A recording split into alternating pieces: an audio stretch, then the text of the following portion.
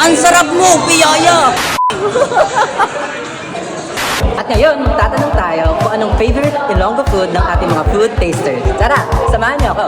What's your favorite Ilonggo dish? Pancit Molo kasi masarap siya. Pancit mo lang kasi first time na nakatikim ng authentic and sobrang sarap. Hello, yung favorite Ilonggo food ko po is pang pancit molo. Kasi ang sarap niya, parang first time ko siya natikman. Tapos nanibago ako, pero at the same time familiar na lasa. Bale, ang favorite Ilonggo food ko na tikman ngayong araw is yung pancit molo din. Kasi nag-crave ako ng sabaw.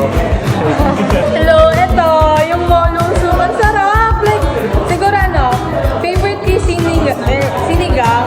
Pero second na siguro tong Pancit molo rin. Kasi masarap. So, ang winner po nating food today ay ang Pancit Molo. Thank you. I'm so honored to be part of the Pan